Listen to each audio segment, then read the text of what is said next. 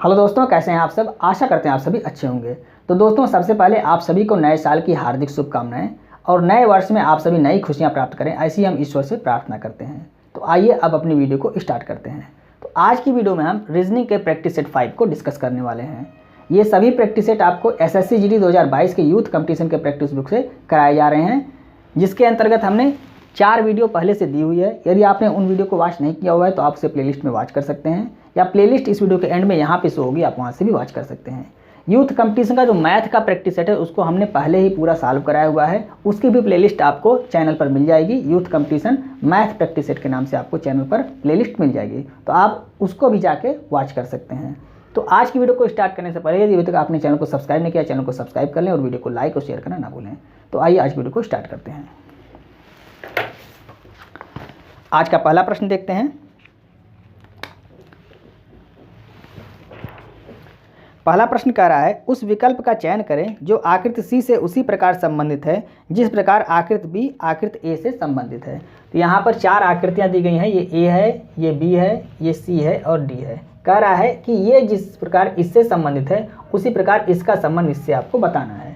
तो यहाँ पर अगर आप ध्यान से देखिए तो यह आपका दर्पण प्रतिबिंब है। अगर यहाँ पे दर्पण रखा हुआ है तो इसका प्रतिबिंब किस तरह से बनेगा, तो ये दर्पण के नज़दीक है, यहाँ भी नज़दीक हो गया, ये दूर है तो यहाँ भी दूर हो गया। अब इसको जब इधर दर्पण का प्रतिबिंब बनेगा तो ये क्या हो जाएगा, अभी ये पूरब की तरफ है, जब इधर बनेगा प्रतिबिंब तो ये हो जाएगा पश्चिम की तरफ इसका मुख हो जाएगा। और यहाँ त्रिभुज इधर है तो त्रिभुज कहाँ आ जाएगा, यहाँ पे आ जाएगा। मतलब हमको दर्पण प्रतिबिंब बनाना है। तो यहाँ पर भी आप अगर दर्पण रख देते हैं तो इसका प्रतिबिंब कैसे बनेगा, तो ये आपका दर्पण के नज़दीक है तो यहाँ पर नज़दीक ही बनेगा। और इसका मुख किधर है, त्रिभुज का मुख किधर है, ये आपका पश्चिम में है तो इधर किधर बनेगा, यहाँ पूरब बन जाएगा, इस तरह से बन जाएगा। और ये जो पंचभुज है, पंचभुज कहाँ पे बनेगा, ये आपका इधर बन जाएगा, क्योंकि ये पलटेगा तो कहाँ पे आ जाएगा, यहाँ पे आ जाएगा। और ये जो तीर है, तीर ऐसे ही रहेगा, तीर आपका इसी तरह से रहेगा। और ये वाला फिगर आपका किस तरह से बन जाएगा, क्योंकि दर्पण के नज़दीक ये है तो दर्पण के नज़दीक यहाँ पर भी ये चीज़ रहेगा। ये वाला फिगर आप देख लीजिए, जहाँ पे आपको मिल रहा है वही ऑप्शन आपका सही है। तो ऑप्शन नंबर बी आपका राइट आंसर है। पहले प्रश्न का ऑप्शन नंबर बी आपका राइट आंसर है। आइए दूसरा प्रश्न देखते हैं। दूसरा प्रश्न कह रहा है, उस विकल्प का चयन करें जो तीसरे पद से उसी प्रकार संबंधित है जिस प्रकार दूसरा पद पहले पद से संबंधित है। तो कुत्ता अनुपात डाबरमैन, तो मछली का अनुपात किससे होगा। तो डाबरमैन क्या है, कुत्ते की एक प्रजाति है, तो मछली की प्रजाति इन चारों ऑप्शन में से कौन सी हो जाएगी, तो सैल्मन जो है, यानी कि ऑप्शन नंबर बी आपका राइट हो जाएगा। सैल्मन क्या है, एक मछली की प्रजाति है। आइए तीसरा प्रश्न देखते हैं। तीसरा प्रश्न कह रहा है, उस पद का चयन करें जो निम्नलिखित श्रृंखला में प्रश्न चिन्ह के स्थान पर आएगा। अब यहाँ देखिए ये श्रृंखला दी गई है, तो आप क्या करिए, यहाँ पर देखिए क्या कोडिंग कर दीजिए। तो 4 और ये आपका हो गया 23, ये आपका 8 हो गया, और यहाँ पे 19, ये 12, 15, 16, 11 और यहाँ पे हो गया 20, ये 7 हो गया। तो यहाँ देखिए 4, 8, 8 से 12, 12 से 16, 16 से 20, तो 20 के बाद यहाँ क्या हो जाएगा 24। 24 किसका होता है, 24 x का होता है, x का 24 होता है। अब यहाँ देखिए इसमें क्या हो रहा है, यहाँ 23 से क्या हो रहा है 19 हो जा रहा है, यानी कि 23 - 4 हो रहा है। यहाँ पर +4 हो रहा था और यहाँ पर क्या हो रहा है -4 हो रहा है। फिर यहाँ पे आइए 19 से 15 -4, यहाँ पर 15 से 11 -4, 11 से 7 -4। अब यहाँ पे -4 होगा, कितना हो जाएगा, तो 3 आ जाएगा। 7 में से 4 घटाएंगे 3 आ जाएगा, किसका हो जाता है, सी का, यानी XC आपका आंसर हो गया। XC ऑप्शन नंबर डी आपका राइट आंसर है। चौथा प्रश्न देखते हैं। चौथा प्रश्न कह रहा है, निम्नलिखित शब्दों में से एक को छोड़कर बाकी सभी किसी न किसी प्रकार समान हैं और समूह बनाते हैं। कौन सा शब्द इस समूह से संबंधित नहीं है, ये आपको ज्ञात करना है। तो आपको शब्द दे रहा है, अपार्टमेंट, बंगला, किला, छोटा मकान, कोठी, कुत्ता घर, झोपड़ी, हाउसिंग कॉम्प्लेक्स, फ्लैट, 2 मंजिला मकान। इनमें से आपको बताना है। 4 ऑप्शन आपके यहाँ दिए गए हैं, किला, छोटा मकान, कुत्ता घर और हाउसिंग कॉम्प्लेक्स। तो इसमें से आपका कुत्ता घर ये जो है ये आपका चौथे प्रश्न का राइट आंसर हो जाएगा, क्योंकि कुत्ता घर में कुत्ता रहता है, आदमी नहीं रहता है, बाकी सब में आपका आदमी रहता है। आइए पांचवा प्रश्न देखते हैं। पांचवा प्रश्न देखिए क्या कर रहा है, 1, 2, 3 और 4 के रूप में चिन्हित 4 चित्र नीचे दिए गए हैं। दिए गए 4 चित्रों में से 3 एक निश्चित तरीके से समान है जबकि एक भिन्न है। विषम को चुनना है आपको। तो यहाँ पे आकृति बनाई गई है, इन चारों में से कौन सा अलग है ये आपको देखना है। तो यहाँ पर देखिए ये एक दूसरे को क्या कर रहे हैं, काट रहे हैं, यानी प्रतिच्छेद कर रहे हैं। यहाँ पर भी जो अंदर वाली लाइन है एक दूसरे को प्रतिच्छेद कर रही है, यहाँ पर भी प्रतिच्छेद कर रही है, लेकिन यहाँ पर जो अंदर वाली लाइन है वो क्या है, समांतर है, इसलिए ये वाला आपका राइट हो जाएगा। तो ये कौन सा है, ये चौथा है, यानी यहाँ पर 1 2 3 4 इस तरह से लिखा हुआ है। तो चौथा वाला आपका राइट आंसर हो जाएगा। ऑप्शन नंबर डी आपका यहाँ पर भी राइट आंसर हो गया। आइए नेक्स्ट प्रश्न देखते हैं। छठवां प्रश्न देखते हैं। छठवां प्रश्न कह रहा है एक कूट भाषा में यदि LITMUS को SMIUTL लिखा जाता है तथा INDIGO को OINGDI लिखा जाता है तो उसी कूट भाषा में शब्द JAGGER को कैसे लिखा जाएगा। तो इस प्रश्न में अगर आप ध्यान से देखिए तो जो अल्फ़ाबेट ऊपर है वही अल्फ़ाबेट आपको सेम नीचे भी दिख रहे हैं। यहाँ पर भी देखिए जो अल्फ़ाबेट ऊपर है वही अल्फ़ाबेट सेम यहाँ पर भी आपको दिख रहे हैं। तो यहाँ पे आपको क्या करना है, सीधे सीधे यल यहाँ है यल यहाँ है, मतलब ये फर्स्ट इसका लास्ट, इसका लास्ट इसका फर्स्ट। यहाँ पर भी देखिए इसका फर्स्ट इसका लास्ट और ये लास्ट है तो फर्स्ट हो गया। तो यहाँ पर भी ये क्या हो जाएगा, यहाँ पे जे हो जाएगा और ये आर हो जाएगा। ये 2 चीज़ तो मिल गया। ऑप्शन देख लीजिए कहीं मिल रहा है आपका, तो 2 ऑप्शन में है। अब आप ऑप्शन को देखिए कौन सा अब आपको अगला स्टेप करना है। तो अगला स्टेप आपको यहाँ पे करना है, क्योंकि यहाँ पे दोनों ऑप्शन में डिफरेंट है। तो देख लीजिए यहाँ पे क्या आता है। तो यहाँ पे देखिए आई यहाँ आ गया है और टी यहाँ आ गया है। इसमें भी देखिए एन यहाँ आ गया है और डी लास्ट में आ गया है। तो ये वाला कहाँ आ जाएगा, ये वाला एक स्टेप छोड़ के यहाँ आ जाएगा और ये वाला लास्ट में जी आ जाएगा। तो जी आपका लास्ट में कहाँ दिख रहा है, ऑप्शन नंबर ए में दिख रहा है। तो आपका ऑप्शन नंबर ए यहाँ पे राइट आंसर हो जाएगा। आपको पूरा सॉल्व नहीं करना है, ऑप्शन को देखते हुए चलना है जिससे आपका आंसर जल्दी से आ जाए। आइए 7वां प्रश्न देखते हैं। 7वां प्रश्न कह रहा है राधा विद्यालय जाने के लिए सुबह अपने घर से निकली, वह 4 किलोमीटर पूर्व की ओर चली। 4 किलोमीटर पूर्व की ओर चली, तो यह मान लीजिए घर है राधा का, तो 4 किलोमीटर पूर्व की ओर चलती है ये। आगे कह रहा है फिर वह 90 अंश वामावर्त घूमती है और 3 किलोमीटर चलकर अपने विद्यालय पहुंच जाती है। तो वामावर्त मतलब बाएं घूमती है, तो बाएं किधर हो जाएगा, बायां आपका इधर हो जाएगा। अगर पूरब की तरफ जा रही है तो दायां इधर हो जाएगा, बायां ऊपर हो जाएगा। तो ये आपका कितना चलती है, 3 किलोमीटर चलती है और अपने विद्यालय पे पहुंच जाती है। आगे कह रहा है उसी दिन सुबह उसी घर से उसका भाई रमन निकलता है और 6 किलोमीटर दक्षिण की ओर गया।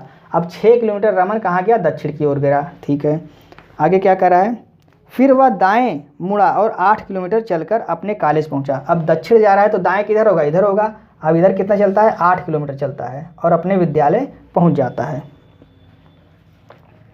8 किलोमीटर चलकर अपने कॉलेज पहुंचता है। राधा के विद्यालय और रमन के विद्यालय के बीच न्यूनतम दूरी क्या है आपको निकालना है। तो यहाँ से आपको ये निकालना है और यहाँ से ये निकालना है। ये आपका कितना था, ये 6 था, इधर कितना चला है 6 किलोमीटर। तो अब आपने अगर पाइथागोरस ट्रिपलेट पढ़ा हुआ है तो आप आसानी से निकाल सकते हैं। 3 4 5 ये पाइथागोरस, ये आपका 90 अंश हो गया, क्योंकि यहाँ बताया है कि 90 अंश घूम रही है। तो 3 4 5 यानी कर्ण कितना हो गया, 5 हो गया। यहाँ पर देखिए ये भी आपका 3 ही लिखा हुआ है, क्योंकि 3 गुणे 2 लिखा हुआ है। यहाँ पर 4 लिखा हुआ है, 4 गुणे 2 लिखा हुआ है। तो 3 4 और 5 मतलब 5 गुणे 2 हो जाएगा। तो 5 ये हो गया और ये कितना हो गया 10, बराबर कितना दूरी चला 15। मतलब कि इस विद्यालय और इस विद्यालय दोनों के बीच की दूरी कितना है, 15 किलोमीटर। यही आपका आंसर हो जाएगा। कौन सा आंसर सही है, ऑप्शन नंबर सी आपका राइट आंसर है। उम्मीद करते हैं आपको समझ में आया होगा। आइए नेक्स्ट प्रश्न देखते हैं। 8वां प्रश्न देखते हैं। 8वां प्रश्न कह रहा है कुमार ने कहा यह लड़की मेरी माँ के पोते की पत्नी है, लड़की का कुमार के साथ क्या संबंध है। तो कुमार क्या कहता है, कुमार की माँ मतलब मेरी माँ मतलब कुमार की माँ के पोते की पत्नी। कुमार की माँ, ये हो गए कुमार, यहाँ बनाते हैं, ये हो गए कुमार और कुमार की माँ, ये माँ हो गई। और इनका पोता, पोता कौन होगा, मतलब कुमार का लड़का होगा, कुमार का लड़का होगा, यही तो पोता होगा। और इसकी पत्नी, इसकी पत्नी कह रहा है यह जो है महिला कुमार से किस प्रकार संबंधित है, ये पूछ रहा है। फिर से देखिए, लड़की का कुमार के साथ क्या संबंध है, मतलब यह लड़की जो है ये कुमार की क्या है, तो पुत्र की बहू है यानी कि पुत्र वधू है। तो कौन सा ऑप्शन सही हो जाएगा? ऑप्शन नंबर ए आपका राइट आंसर हो जाएगा, यानी 8वें का ऑप्शन नंबर ए आपका राइट आंसर हो गया। आइए 9वां प्रश्न देखते हैं। 9वां प्रश्न कह रहा है किसी रिवर्स वर्णमाला श्रृंखला में बाईं ओर से 12वें अक्षर के दाईं ओर कौन सा अक्षर 8वां होगा? अब बाईं ओर के दाएं 8वां कह रहा है, तो जब बायां दायां मतलब अलग आ गया, अगर बायां बायां होता तो तत्काल हम घटा देते, जैसा कल की वीडियो में, कल के प्रैक्टिस सेट में एक प्रश्न आया था। यहाँ पे बायां और दायां कह रहा है तो हम दोनों को ऐड कर देंगे। 12 और कौन सा कह रहा है? 8वां कह रहा है, दोनों को ऐड करने के कितना हो गया? 20 हो गया। और कह रहा है कि किसी रिवर्स वर्णमाला, रिवर्स वर्णमाला का मतलब क्या है? जड़ से शुरू हो रहा है, जड़ से शुरू होकर कहाँ जा रहा है? ए तक जा रहा है। अब इसमें आपको बाएं से क्या करना है? 20वां काउंट कर लेना है, तो 20वां आपको यहाँ आएगा और 20 के बाद कितना बचेगा? 20 6 26, यानी इधर से यहाँ पे कितना बचेगा? 6 बचेगा। तो अगर ए से आप देखिए, इधर से 20वां काउंट करने से अच्छा है आप ए से कौन सा काउंट कर लीजिए? 6 छोड़ के 7वां आप निकाल लीजिए कौन सा अल्फ़ाबेट होगा। तो 7वें नंबर पे कौन सा अल्फ़ाबेट होता है? जी होता है, यही आपका आंसर हो जाएगा जी। ऑप्शन नंबर कौन सा सही है? ऑप्शन नंबर डी आपका राइट आंसर है, यानी 9वें का option number D right answer हो गया। आइए 10वां प्रश्न देखते हैं। नीचे दिए गए वेन आरेख में षटभुज पुलिस अधिकारियों को दर्शाता है। जो षटभुज है ये पुलिस अधिकारी को दर्शाता है, तो पुलिस अधिकारी हो गए। आगे कह रहा है त्रिभुज पिता को दर्शाता है, तो त्रिभुज जो है ये पिता को दर्शा रहा है। वर्ग खेल प्रतियोगियों को दर्शाता है, अब वर्ग जो है ये खेल प्रतियोगी को दर्शाता है, खेल प्रतियोगी को दर्शाता है। और वृत्त स्नातकों को दर्शाता है, वृत्त स्नातक को दर्शाता है।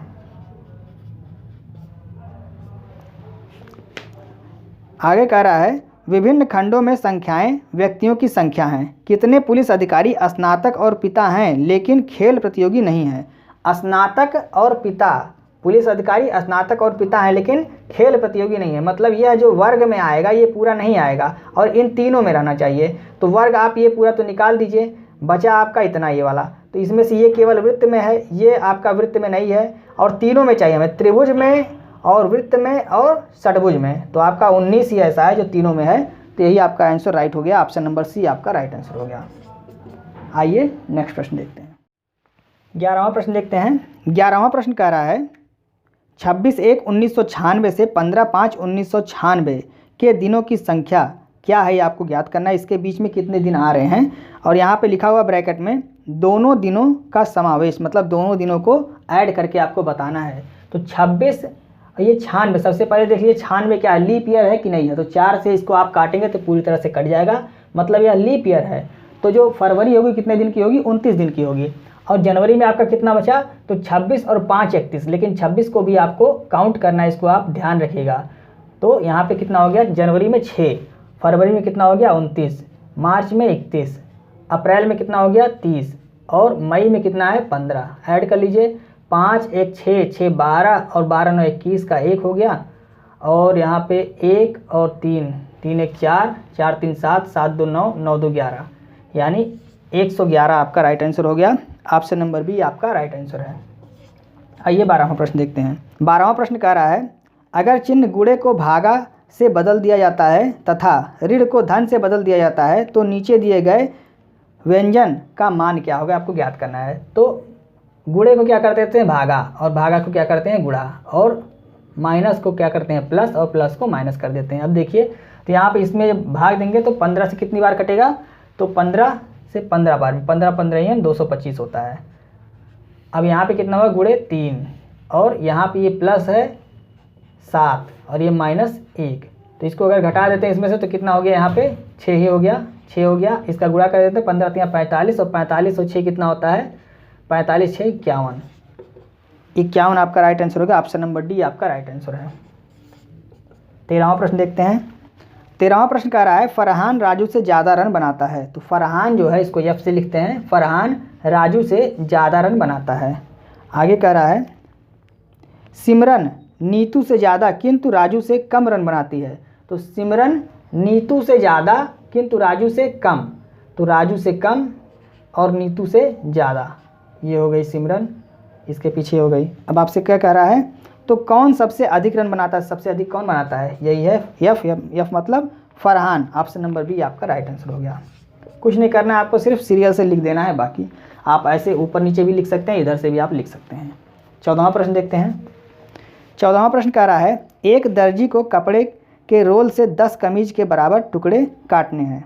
वह 1 मिनट में 45 कमीज के टुकड़े काट सकता है। 24 मिनट में वह कुल कितना कपड़े के रोल काट सकता है। अब कपड़े के रोल काट सकता है कितना, 1 मिनट में 45 कमीज के टुकड़े काटता है और 24 मिनट तक काटता है, तो 45 गुणे 24 पहले हो जाएगा, 45 गुणे 24।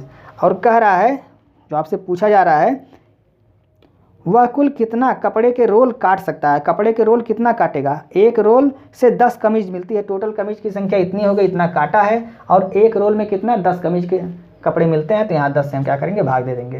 तो 5 9 45, 5 दूनी 10, 12 से ये कट गया, 12 9 108, यही आपका आंसर हो गया।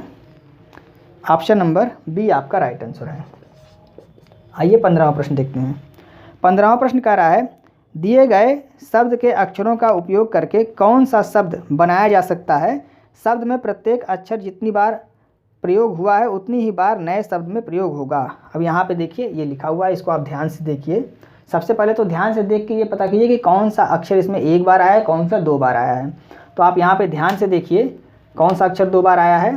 तो यहाँ पे आपका एस जो है 2 बार आया है, आई भी आपका 2 बार आया है, और टी भी आपका 2 बार आया है, टी 3 बार आया है। देखिए यहाँ टी 3 बार आया है। और देख लिए कोई संख्या यहाँ एन भी आपकी 2 बार आई है। अब उसके बाद बाकी कोई संख्या यहाँ ई नहीं आया है। अब आप ऑप्शन देख लीजिए, ऑप्शन ए देख लीजिए। ए में आपका देखिए INSTRUCT, अब CT लिख दिया, यानी कि यहाँ सी है ही नहीं, तो पहला ऑप्शन तो गलत हो गया। दूसरा देखिए, दूसरा में है TALISMAN, तो यहाँ पे देखिए ए आपका कितनी बार है, ए आपका एक ही बार आ रहा है, यहाँ ए 2 बार कर दिया, तो यह भी आपका गलत हो गया। अब यहाँ पे तीसरा देख लीजिए, यानी कि ENTRUST,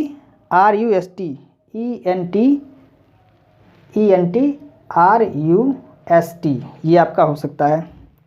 और डी वाला आप देखिए, जब ये हो सकता है, डी भी आप एक बार मिला लीजिए, METER, यहाँ ई 2 बार आ गया, तो मतलब यह भी नहीं होगा। ऑप्शन नंबर सी आपका राइट आंसर हो जाएगा। आपको देख के ध्यान से मिलाना है बस, और कुछ नहीं करना है। आइए नेक्स्ट प्रश्न देखते हैं।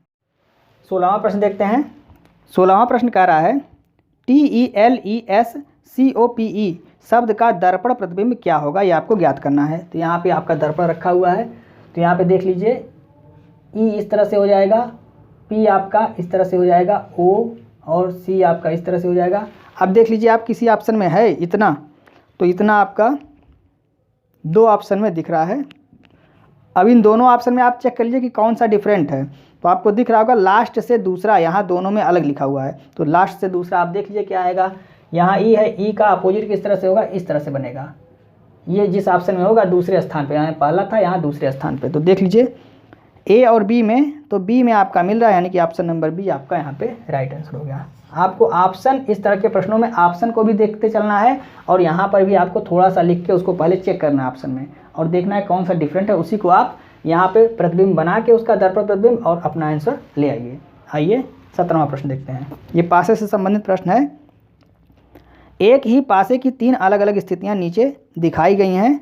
जिस फलक पर 1 अंक है उसके विपरीत फलक पर कौन सी संख्या होगी, आपको ज्ञात करना है।